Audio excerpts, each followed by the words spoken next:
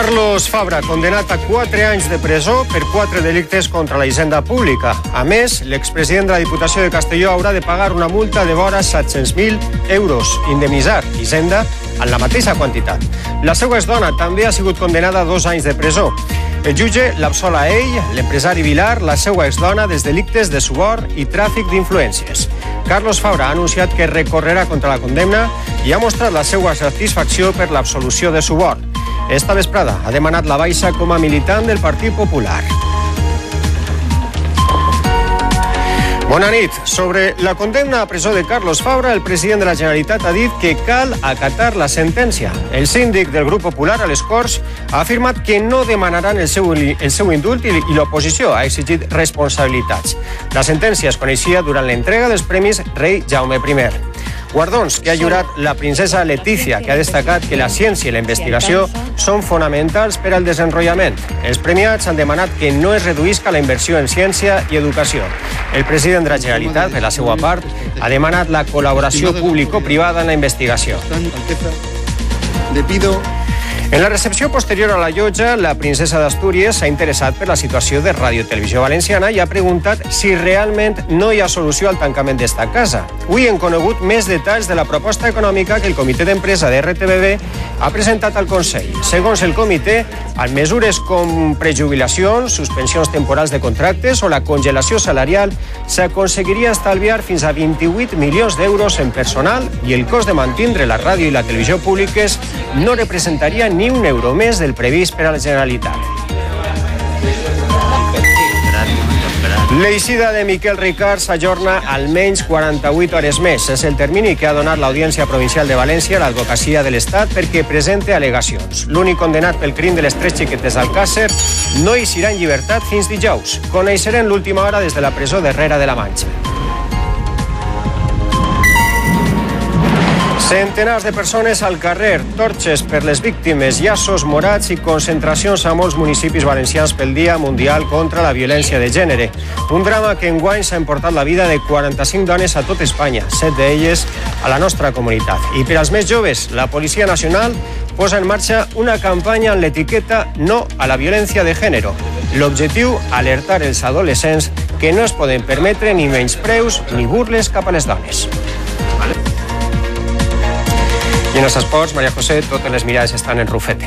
Sí, que ja és el nou mànager esportiu del València i ja s'ha posat mans a l'obra. Avui s'ha reunit durant 2 hores amb Jukic i li ha demanat que canvie la manera de treballar. La resposta del tècnic és que se ho ha de pensar.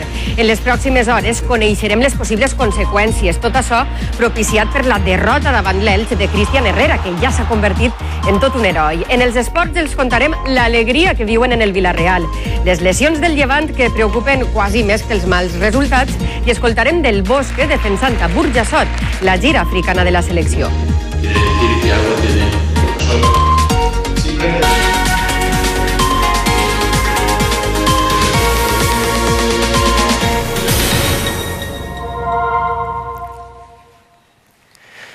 Quatre anys de presó per a Carlos Fabra i 2 per a la seva exdona, Amparo Fernández, per frau a Hisenda. És la sentència que ha fet pública avui l'Audiència de Castelló. Tant l'expresident de la Diputació de Castelló com ara la resta d'imputats han sigut absolts dels delictes de suborn i tràfic d'influències.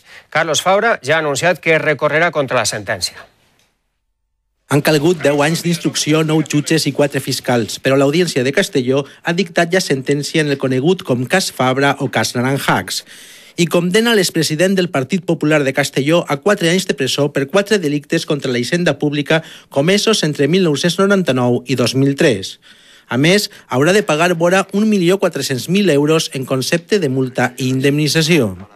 També la seva exdona, Amparo Fernández, ha sigut condemnada a 2 anys de presó pel mateix delicte i haurà de pagar poc més de $500.000 d'euros. Tant Fabra com l'empresari Vicente Vilar i l'exdona d'este, Montserrat Vives, han sigut absolts dels delictes de suborn i tràfic d'influències, uns delictes pels quals la Fiscalia Anticorrupció demanava 13 anys de presó. S'ha demostrat en el plenari que realment no n'hi havia prova de càrrec com per a poder-le condenar per aquests delictes que veritablement no s'havia comès. Messi, por muchos más millones, ni tan siquiera lo han llevado a sentarse en un tribunal. Carlos Fabra, en un comunicat fet a l'agència EFE, ha anunciat que recorrerà contra la condena de 4 anys de presó i s'ha mostrat satisfet en considerar que ha sigut absolt dels delictes de corrupció. També ha sol·licitat la baixa del Partit Popular. Les reaccions a la notícia s'han succeït de seguida. Els populars diuen que acaten la sentència i destaquen que Carlos Fabra ja no té cap càrrec en el partit. Esperanza Aguirre, senaixi del guió, i ha dit que lamenta la condemna a Fabra. Per la seva part, els socialistes valencians reclamen responsabilitats polítiques més enllà de les judicials. El Partido Popular vaya empezando a asumir las responsabilidades políticas, porque durante mucho tiempo el señor Fabra ha sido quien ha dirigido en gran medida el Partido Popular en la Comunidad Valenciana. De hecho, el propio presidente de la Generalitat lo es hoy gracias al señor Fabra. Puedo garantizar lo que hemos garantizado en otras ocasiones, que ni el Grupo Parlamentario Popular ni el Partido Popular va a pedir ningún tipo de indulto. El señor Fabra hace ya tiempo que no tiene ninguna responsabilidad orgánica en el partido, pero en cualquier caso es un procedimiento judicial que todavía no está dictada la última sentencia. Las sentencias no son más esperables o menos, son las que son, y desde luego hay que acatarlas y ya está. Responsabilidades políticas que precisamente esta persona ya no ocupa ningún cargo ni dentro de la administración ni ningún cargo político, con lo cual difícilmente puede tener ninguna responsabilidad política. Carlos Fabra ha sigut un dels pesos pesants dels populars valencians i una de les cares més conegudes a Castelló. Amb esta sentència es tanca un periple judicial de vora 10 anys, 9 jutges i 4 fiscals han passat per la causa. Carlos Fabra rep la sentència sense cap càrrec polític, però durant 16 anys ha sigut el president de la Diputació Provincial i durant 22 el del Partit Popular de Castelló. És una de les cares més mediàtiques de la Plana. Acumula una llarga trajectòria política que li ve de família i acumula també quasi 10 anys d'investigació judicial, un sumari ple de recursos i canvis d'advocats, imputats o delictes. El periple judicial arranca el 2003. Vicente Vilar, empresari i amic seu, l'acusa de cobrar-li milions a canvi d'agilitar davant el Ministeri la tramitació i autorització per a fabricar i comercialitzar productes fitosanitaris. Esta denúncia va fer néixer el cas Naranjax. En 2005, Hisenda el denuncia per un presumpte delicte fiscal, també milionari, acusació que va negar. Mi actividad pública nunca me ha reportado ningún beneficio o ingreso distinto de la retribución oficial. La causa s'obri al jutjat de Nules per trasllat o motius personals canvien 9 jutges i 4 fiscals.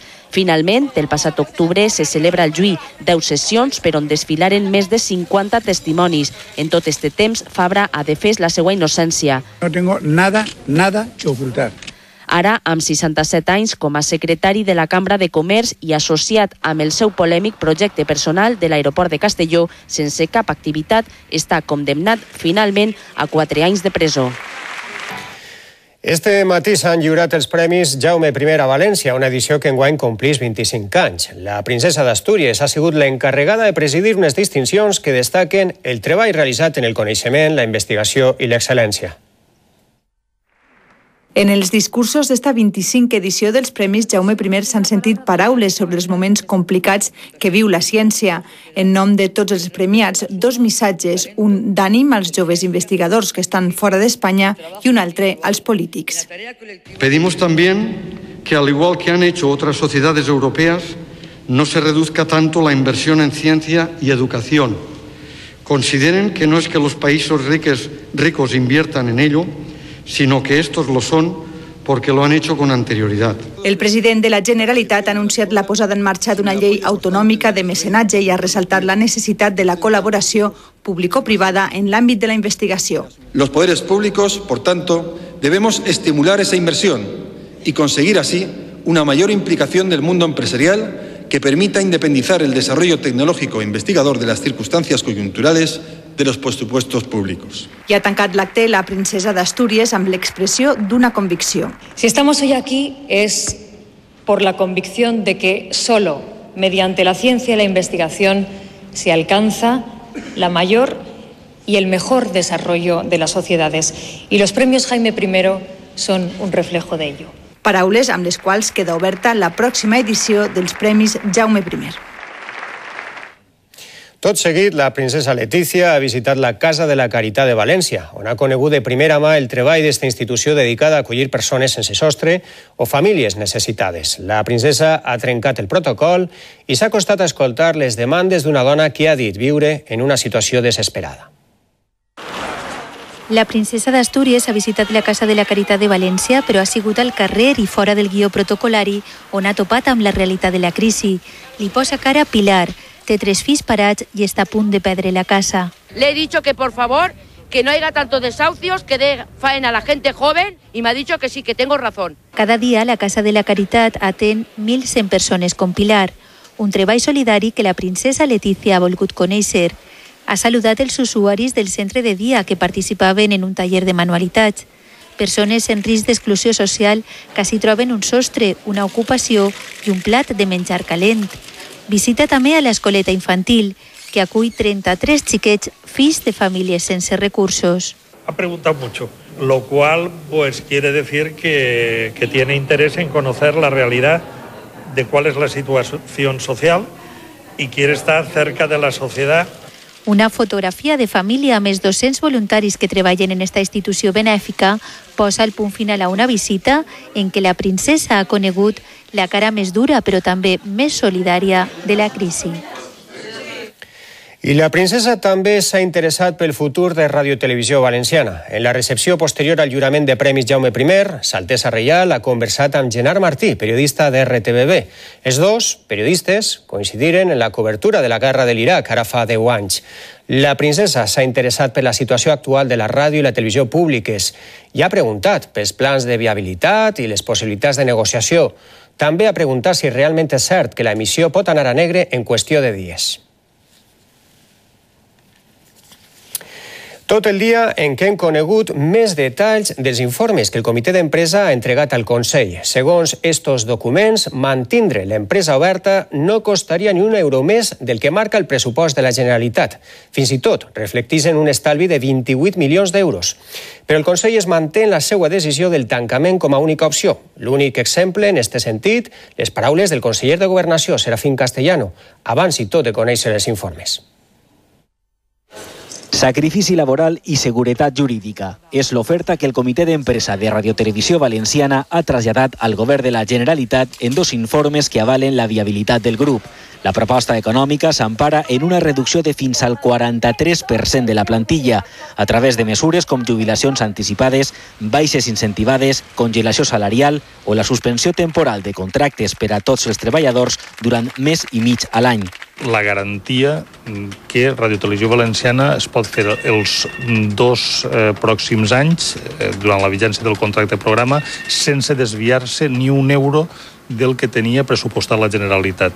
Hi ha un cost per als 2 anys de funcionament de Radiotelevisió Valenciana en 2014 i 2015 inferior al que comportaria tancar Radiotelevisió Valenciana. La mesura suposaria un estalvi de fins a 28,2 milions d'euros i alhora permetria salvar el sector audiovisual valencià, un miler de treballs directes al grup RTBB i més de 3.000 indirectes en les productores. En un segon informe, els sindicats es comprometen a no recórrer judicialment qualsevol acord pactat de viabilitat. Desconec si s'ha presentat o no s'ha presentat i quin és el contingut del mateix. Jo crec que n'hi ha una decisió que està presa, n'hi ha uns plaços. De fet, el dimecres se vota el que és la derogació de la llei de creació. La invitació al diàleg tropessa de moment amb l'obstinació política, que es manté en el discurs del tancament fins i tot amb falsos arguments, com el de la plantilla. Una plantilla con más empleados que Antena 3 y Telecinco juntas. Esta situación era totalmente insostenible. Només en Antena 3 Media hi ha 1.849 treballadors, 1.360 treballadors a Telecinco, sumant les 2 plantilles 3.200 persones, el doble d'empleats dels que té el grup Radiotelevisió Valenciana, i això sense comptar els milers de treballadors subcontractats als informatius i programes de les 2 cadenes, que amplien considerablement aquestes xifres. I segons advertís Compromís, tancar Radiotelevisió Valenciana costarà als ciutadans de la comunitat 1.000 milions d'euros en crèdits. Ho ha assegurat el seu portaveu a les Corts. Segons Enric Morera, quan siga efectiu el tancament, els bancs podrien reclamar els crèdits que ha sol·licitat RTBB a les entitats. Morera critica que el Consell hagi pres una decisió que diu no ha meditat ni analitzat. També ha dit que no són conscients del dany que poden fer als valencians a la desaparició d'aquest servici públic. Totes juntes. La presumpta comptabilitat B del Partit Popular continua marcant l'actualitat política. El Partit Popular nega de manera taxativa que tinga una comptabilitat B, tal com assegura el jutge Pablo Ruz. María Dolores de Cospedal ho ha desmentit i ha assegurat que les factures i la informació estan al jutjat. La explicación a otras cosas, eso tiene que venir dentro del ámbito judicial y dentro del propio procedimiento judicial. Y serán otros los que tengan que explicar otras cuestiones. Lo que yo le puedo decir, con toda tranquilidad, es que en la contabilidad del partido figuran pagadas las obras de remodelación de esta sede nacional en la que nos encontramos. Mentrestant, el líder de l'oposició ha demanat un acarament entre la secretària general dels Populars, María Dolores de Cospedal, i el que va ser tresorer del partit, Luis Bárcenas, davant el jutge Pablo Ruz, per aclarir el que va passar en la comptabilitat A i B del Partit Popular. Yo me ofrezco como Partido Socialista, que estamos personados, a pedir un careo para que la señora de Cospedal y el señor Bárcenas puedan discutir, supongo que amablemente, esto de la contabilidad y Bárcenas le explique lo que hacía, A más B igual total. Rubalcaba ha fet esta petició durant una conferència al Club Siglo XXI a Madrid. Sobre la resposta de Cospedal, el líder de l'oposició ha explicat que és normal que una part del cost de les obres a la seu de Gènova figuren en la comptabilitat A del partit, perquè amb tota la façana de l'edifici plena de bastides, si no estigueren reflectides, s'haguera notat prou. Per Rubalcaba, la comptabilitat del PP és la suma dels comptes A i B i afegit dels dos es feia Bárcenas. I complir amb l'objectiu de dèficit continua sent un repte per a les comunitats autònomes. El secretari d'Estat d'Administracions Públiques ha requerit la Comunitat Valenciana, Catalunya, Andalusia i Múrcia perquè adopten mesures per a poder complir d'ací a final d'any amb l'objectiu de dèficit que tenen establit. D'esta manera, les 4 comunitats haurien de decidir quines partides dels seus pressupostos no poden gastar amb la finalitat de no augmentar el dèficit, tal com recull la Llei d'Estabilitat Pressupostària. La presidenta de l'Audiència Provincial de València, Carmen Llombart, és una de les noves vocals del Consell General del Poder Judicial, elegida a proposta del Partit Popular. Llombart va iniciar la carrera judicial als anys 80. El govern i el Partit Socialista han acordat avui la llista completa dels jutges que passen a completar l'òrgan. Entre ells també es troba Fernando Grande Marlaska, president de la Sala Penal de l'Audiència, i la dona de l'exfiscal general de l'Estat, Cándido Cóndez Pumpido. Els 20 vocals seran ratificats pel ple del Congrés i el Senat entre demà i dimecres. De la Judicatura, de la Fiscalia... El rei ja ha rebut l'alta hospitalària. Després de passar pel quiròfan, fa poc més de 4 dies, el monarca ha abandonat l'hospital amb bon aspecte i, sobretot, bon humor. Majestad, ¿cómo se encuentra? Muy mal, muy mal. Així, fent broma, el rei Joan Carles ha dirigit als periodistes que esperaven la seva eixida de l'hospital, on està ingressat des de dijous passat. El doctor Cabanela li va implantar la pròtesi definitiva al maluc esquerre i poc més de 4 dies després l'informe mèdic confirma la bona evolució del monarca. Su Majestad el Rey ha recibido la alta hospitalaria tras haber completado de forma muy satisfactoria el posoperatorio y haber conseguido autonomía suficiente para los movimientos cotidianos. Los últimos resultados obtenidos de las biopsias y cultivos microbiológicos confirman la desaparición del proceso infeccioso de la cadera. D'ací a mes i mig, el rei podrà fer viatges curts i, si no passa massa temps dret, fins i tot presidir la Pasqua Militar del 6 de gener. La rehabilitació la farà a partir d'ara a la Zarzuela. Si tot va bé, abans de la primavera el veurem ja caminar sense cap tipus d'ajuda.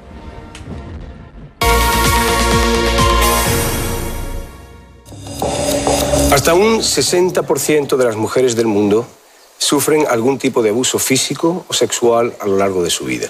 És algo inaceptable. Antonio Banderas és una de les veus cèlebres que condemna avui la violència contra les dones en nom de les Nacions Unides. El Ministeri de Sanitat, per la seva banda, ha presentat esta altra campanya, coincidint amb el Dia Mundial contra la Violència de Gènere. El missatge és clar. Es pot viure d'una altra manera. Hi ha eixida per a les víctimes dels maltractes.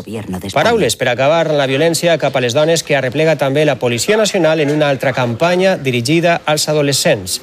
Amb l'etiqueta No a la violència de gènere, la policia difon missatges en què alerten que no es poden permetre ni menyspreus, ni burles, ni faltes de respecte cap a les dones. I avui, precisament, el presumpte autor de l'última mort per violència masclista este cap de setmana a Madrid ha entrat a la presó. Tenia almenys 4 ordres d'allunyament en vigor que no ha respectat. En este cas, ja són 45 les dones que han perdut la vida a les mans de les seues parelles a Espanya des el que porten d'any. Avui diversos col·lectius han alçat la veu en memòria seua. Una torxa per a cada una de les dones assassinades, imatges de fa només uns minuts. Centenars de persones han recorregut el centre de València per aclamar contra esta xacra social. I també a Castelló, polítics, forces de seguretat i ciutadans s'han concentrat per a rebutjar la violència contra les dones. I a Benicarló han penjat un llaç morat al balcó del consistori com a protesta contra la violència de gènere. I a Alacant, més de 200 estudiants s'han congregat al migdia a les portes de l'Ajuntament, una imatge que s'ha repetit pràcticament a totes les localitats del nostre territori. La Comunitat Valenciana, en 7 casos, és la tercera autonomia on més dones han mort a les mans de la seva parella. En tots aquests casos, llevat un, no s'havia formulat denúncia prèvia. Diverses institucions han volgut aprofitar este Dia Internacional contra la Violència de Gènere per a demanar a les dones que pateixen qualsevol tipus d'agressió masclista que trenquen el seu silenci. Atrevir-se a marcar este número pot ser el primer i decisiu pas per a posar el punt final a una situació de maltractament. Això, però, no evita situacions aïllades que es donen dins el sistema de protecció. Jueces que no quieren poner el paraván, se las prejuzga, ya sea en juzgado de instrucción cuando les toman declaración o ya sea en el juicio oral, son sometidas a interrogatorios a veces muy duros. Així i tot, el 60% de les sentències judicials acaben sent condemnatòries. I davant el supòsit de denúncia falsa... Lo que vemos la mayoría de las veces en la oficina no tiene nada que ver, son situaciones dramáticas. Ahora es que vuelve a haber como una corriente escéptica hacia la violencia de género. La crisi econòmica és l'últim enemic. Des del 2008 han caigut vora un 10% la xifra de denúncies per violència de gènere a causa, sobretot, de la dependència econòmica. Romandre en la mateixa casa, dos persones que no poden viure, és un perill. Al que s'ha de sumar les retallades en els servicis assistencials. En el primer semestre de l'any, els centres de la dona de la Generalitat han atès més de 1.000 dones víctimes de maltractes i se superaren les 17.000 telefonades. Des de principi d'any, 7 dones han mort a les mans de la seva parella a la nostra comunitat. Només una havia denunciat. I una de les persones més sensibilitzades amb el patiment de les dones maltratades va ser Carla Baquera, una jove de 35 anys que va morir amb el seu fill en l'accident de tren de Santiago de Compostela. Avui el poble de Torrevieja se n'ha recordat d'ella. Carla va treballar tota la seva vida en favor de les dones maltratades. Personalment va recórrer tot Espanya per portar-les a cases d'acollida lluny del seu agressor. Des d'avui, una plaça i un carrer a Torrevieja la recordaran per sempre. L'excarceració de Miquel Ricart s'ajorna. L'Audiència de València ha donat 2 dies més, fins dijous, perquè l'Advocacia de l'Estat presente al·legacions. La part ha sigut convocada perquè la sentència va considerar l'Estat responsable civil subsidiari. Després, el Tribunal de la Secció Segona de l'Audiència abordarà l'alliberament de Ricart arran de l'anul·lació de la doctrina Parot. En té tots els detalls d'este cas Mireia Llinares. Bé, el que podem contar-los des d'ací, des de les portes de la presó de Herrera de la Manxa, és que hem pogut saber que des de la secció segona de l'Audiència Provincial de València s'ha donat un termini de 48 hores per a que l'advocacia de l'Estat puga presentar les seues al·legacions. Això no vol dir que s'hagi d'extingir este termini, sinó que estem parlant de màxims, que en un màxim de 2 dies és quan Miquel Ricart puga xafar el carrer. La Fiscalia no s'oposa a esta excarceració, tot i que sí va oposar-se frontalment a la sentència d'Estrasburg. Per la seva part, l'associació que exercís d'acusació particular, l'associació Clara Campoamor, sí que hauria presentat les seues al·legacions. Com diem, estem parlant d'un màxim de 48 hores quan Miquel Ricart isca en llibertat. Hauria complit 20 anys, 20 dels 170 al qual va ser condenat pel segrest, la violació i l'assassinat de Míriam, Toñi i Desiré, de les 3 xiquetes d'Alcàsser. I 5 milions d'euros al dia és un dels negocis criminals més lucratius que funcionen avui en tot Espanya. Els estem parlant del tràfic d'éssers humans per ser explotats després sexualment. Només a Espanya, més de 12.000 dones estan en aquesta situació. Moltes d'elles víctimes invisibles perquè no treballen ni en clubs ni en el carrer, sinó amagades en pisos. Esta vesprada a la Universitat Miguel Hernández de Elx s'ha presentat el Pla Estratègic de la Policia Nacional per a lluitar contra diferents màfies internacionals.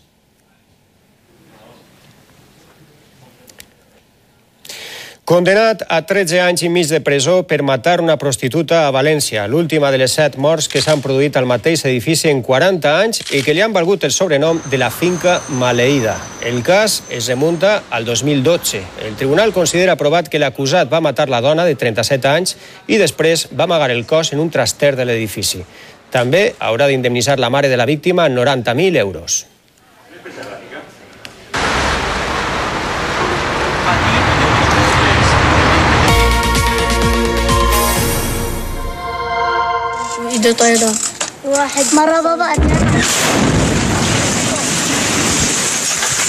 Són imatges que impressionen. L'horror de la guerra a Síria. Un projectil acaba de caure prop d'un grup de xiquets quan estaven sent entrevistats. És difícil saber com es troben. Va passar fa uns dies a les afores de Damasc i estos són els mateixos menuts ara.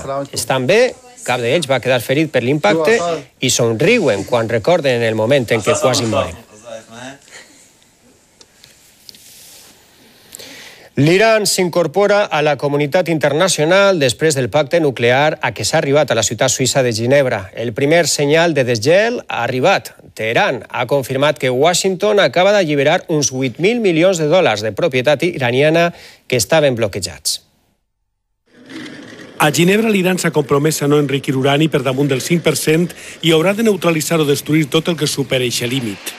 Teheran accepta més, segons els acords aprovats, permetre inspeccions exhaustives de l'Agència Internacional de l'Energia Atòmica. I això posa fi a 35 anys d'aïllament de l'Iran, que ara s'incorpora pas a pas a la comunitat de nacions. Un èxit per a la diplomàcia en general i per a la nord-americana i l'europea en particular.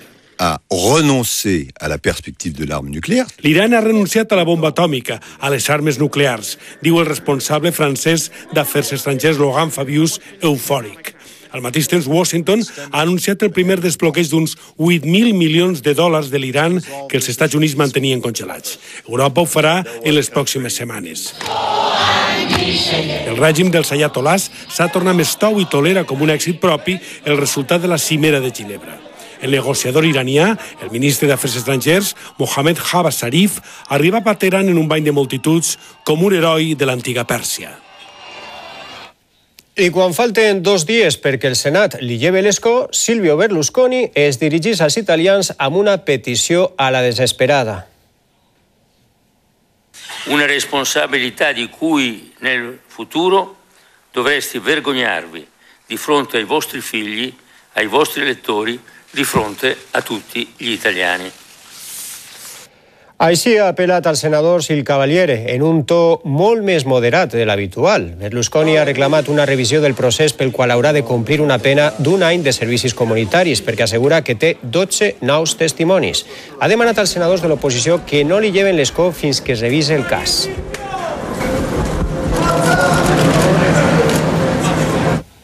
Estat d'emergència a Bangkok, la capital de Tailàndia, després d'una jornada de protestes massives contra el govern.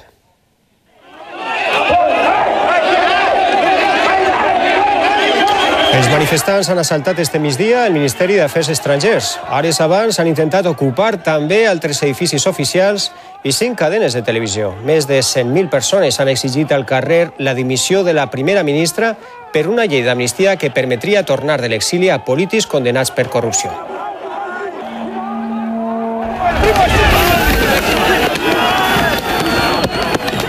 Imatge molt pareguda a Ucraïna, enfrontaments entre l'oposició proeuropea i la policia. Els manifestants estan en contra de la renúncia del govern a firmar un acord d'associació amb la Unió Europea i critiquen el seu acostament a Rússia. També reclamen la llibertat de la líder opositora Yulia Tymoshenko, qui s'ha posat de nou en vaga de fam. El president Yanukovych ha cridat a la pau als carrers.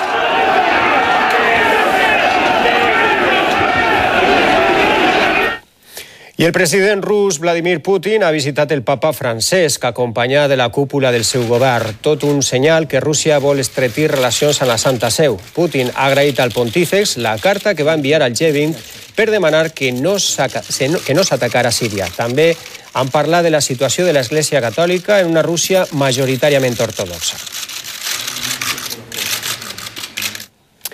El profesor i escritor Leopoldo Abadia té una regla d'or per a estos moments de desesperança i incertesa econòmica i política. Segons este saragossà, cal reduir el nombre de polítics que ocupen llocs de favor. Afirma que les retallades a Espanya han estat mal distribuïdes. Ho diu en el seu llibre La economia en 365 preguntes. Sobre el tancament de Radio Televisió Valenciana, opina que els governs central i autonòmic han fet molts estarifos. La crisi ha convertit a Leopoldo Abadia en un gurú econòmic de les masses. La economia en 365 dies és el seu sèptim llibre i la principal reflexió: no sobren funcionaris en l'actual sistema autonòmic. El problema es mucho político que se ha montado su corralito y que no hay manera de echarlo. Jubilat però més ocupat que mai, imparteix més conferències que un premi Nobel, reflexiona sobre les retallades que s'han aplicat a Espanya. Creo que está haciendo recortes en cosas que no se tenían que hacer porque se ha gastado el dinero en cosas que no se tenía que haber gastado. Unes retallades que colpegen la classe mitjana espanyola.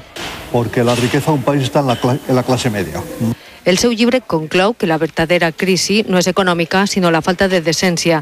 I sobre el tancament de Radio Televisió Valenciana... Las autonomías en España han hecho muchas locuras. Muchas. Y el gobierno y la administración central también, També estira les orelles a la banca espanyola, que no dona crèdits perquè diu comprar deute de l'Estat és més segur.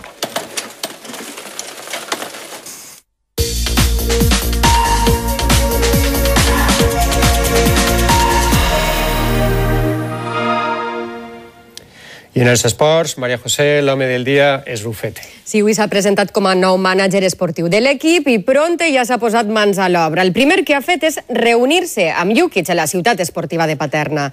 Una reunió que ha durat 2 hores i en la qual Rufete ha dit al serbi que ha d'introduir canvis en la manera de treballar per a enfortir la preparació física i millorar la tàctica. Això sembla que a Jukic no li ha caigut molt bé perquè la seva resposta ha sigut que s'ho ha de pensar. La falta de confiança cap al tècnic pot desembocar en una eixida o una destitució. La incògnita es resoldrà en les pròximes hores. Rufete xafa fort perquè Salvo li ha donat fortalesa. Yo no contraté a Jukic y yo no tengo por qué echar a Jukic. Tenemos que empezar a respetar por lo menos las decisiones de las personas, de los responsables de cada área. És a dir, que el futur de Jukic està a les mans del de Benejúzar. Ahora mismo Jukic es el entrenador del Valencia y como tal, independientemente de mi cargo, yo tengo que respetarle, pero nosotros vamos a hacer una valoración. No tenemos un listado de entrenadores. Si en algún caso tenemos que tener un listado, lo tendremos. Apenas acabar l'acte de presentació, Rufete ja s'ha posat la roba de faena, ha saludat els futbolistes i després ha parlat amb un Jukic que tracta de superar el mal tràngol després d'una nova derrota. Tot això, evidentment, ve provocat pel resultat i per l'actuació de l'equip en la segona meitat davant l'Elx. Allí, l'heroi és Cristian Herrera. Ahir va debutar en primera divisió i només li feren falta 15 minuts per a donar la victòria al seu equip. Debutar en primera divisió, tindre la primera ocasió als 2 minuts d'eixir, aconseguir immediatament el gol del triomf contra un històric com el València, sentir com tota la graderia coreja el teu nom. Normal que Cristian Herrera estiguera en un núvol. No sé, no me lo creía, ¿no? Porque toda mi vida he soñado con esto y no me lo creía. Y en un momento como hoy, que le daba la victoria al equipo, pues significaba mucho para mí, pero ya después me dejé llevar y me fui a la gente porque estaba tan contenta como nosotros. Però el de Gran Canària ha de baixar d'eixe núvol i continuar treballant. Paraula d'entrenador. No nos volvamos locos porque esta semana estoy seguro que va a tener peticiones hasta de Radio Taxi, tampoco es eso. Tiene que entrenar, ser lo que es, muy buen chico, trabaja muy serio y es un excelente futbolista. Yo lo he demostrado, todo lo que ha hecho lo ha hecho bien. El camí de la victòria el va obrir Fidel amb esta rematada de cap en el minut 11 de la segona part. Bernard empatava per als de Jukic al 27 i Cristian donava el triomf per als de Fran Escrivà. Ell i un altre Herrera, Manu, que també va estar immens a la porteria. L'altre gran beneficiat de la jornada és el Villarreal, que esta vesprada ha tornat al treball. Els titulars han eixit de la ciutat esportiva per estirar les cames amb un pensatiu Uche, que ahir va ser protagonista. Mentre els suplents i els no convocats, Giovanni inclòs, han treballat a les ordres de Marcelino. Els groguets, que han signat el millor inici de Lliga d'un acabat ascendir, han demostrat que saben guanyar sense el mexicà. A més, avui per avui, són l'equip més potent de la comunitat, després d'imposar-se en els 3 duels autonòmics, però la plantilla continua amb el discurs prudent del club i li resta importància. Lo importante es sumar, sea contra quien sea, la verdad no importa el rival, que el objetivo sigue siendo la permanencia, el objetivo no cambia, pero obviamente somos conscientes de que estamos haciendo las cosas bien y no es fácil estar ahí arriba y mantenerse. Hay un gran plantel, hay mucha calidad y hay muy buenos jugadores y no, el equipo no, lo bueno es que no depende de un jugador en especial. Ben diferent era el semblant dels jugadors del Llevant a Bunyol després de la derrota d'ahir. Cares serioses, com van a veure, però ja centrats a recuperar homes importants com Babà i David Navarro, perquè el calendari no dona treva i divendres juguen a Getafe. El Llevant suma 3 derrotes consecutives, però l'equip vol evitar més nervis de l'habitual. Cuando se pierde, lógicamente, la autoestima y la confianza baja. Llevamos 3 partidos perdidos y la confianza, lógicamente, y la autoestima está bajando. Pero eso con una victoria vuelve todo a recuperarse. Hay que mantener la calma, lógicamente, porque todavía queda más de toda una vuelta. El Burjassot Club de Futbol complix 100 anys i ho han celebrat en la presència del seleccionador nacional Vicente del Bosque, que ha donat una conferència en un teatre de la localitat. El seleccionador ha tingut temps de parlar del bon moment del jugador del Villarreal, Bruno, i ha recorregut a la ironia per a respondre a les crítiques que va fer Ancelotti quan es queixava del cansament dels jugadors internacionals pels viatges a Àfrica. El rendimiento ayer fue bastante bueno, de los jugadores que estuvieron en África. Yo creo que los cuidamos bastante bien. Ayer casi todos jugaron muy bien. Le tengo aprecio, le estimo como jugador, como chaval. Le llevamos cuando nadie pensaba que fuera a ir, le llevamos. Y ahora pues no hemos encontrado el momento, pero es un jugador muy bueno y está haciendo una temporada estupenda. Entrem en setmana Champions. Demà serà el torn per a l'Atlètic de Madrid, que ha viatjat a Sant Petersburg amb la meitat dels efectius. Recordem que ja estan classificats. També demà juga el Barça contra l'Ajax i avui ja s'han entrenat a l'Amsterdam Arena. La gran novetat és la tornada de Xavi, però el Tata ha hagut de recórrer al planter per les nombroses baixes de l'equip.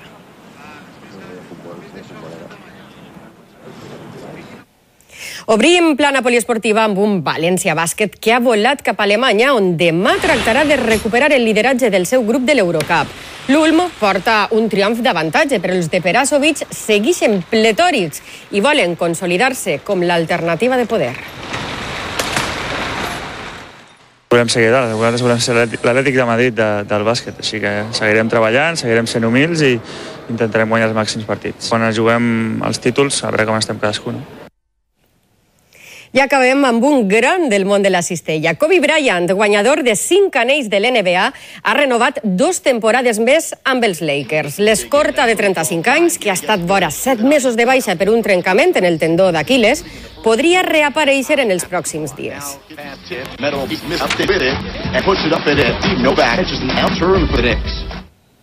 Una magnífica notícia per als fans dels Lakers i del bàsquet en general. I fins així els esports, Iñaki. Bona nit. Moltes gràcies, Maria José. L'NBA sempre una oportunitat per a l'espectacle. Sí, sí. Gràcies.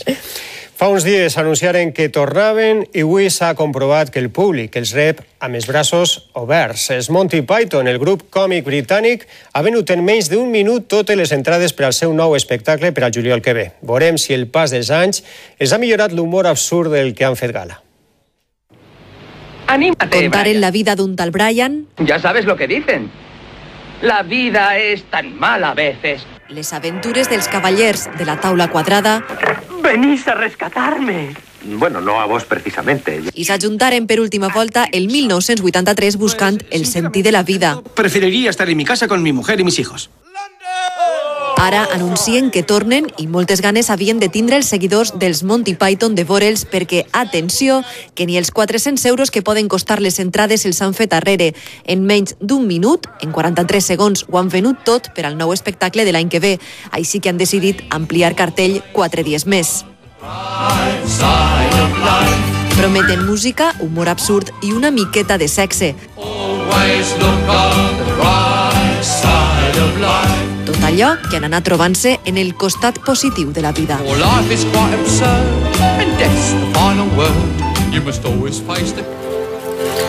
Un diumenge més, l'Alqueria Blanca va arrasar en audiència i va liderar la franja horària de la nit. El moment més vist va tindre davant les pantalles 407.000 espectadors i una quota de pantalla del 16,6%. En total, a nit, seguiren la sèrie una mitjana de 366.000 televidents. I el reportatge de dossiers dedicat a Sorolla, que s'emetia abans, el van seguir 200.000 espectadors. Tot un suport de l'audiència cap a esta cadena. Bons nivells d'audiència que ens serveix per agrair-los la seva fidelitat i confiança. Així acabem avui el relat de l'actualitat informativa. Ja saben que poden continuar informats a través del 924. Gràcies per la seva atenció. Que descansen. Molt bona nit.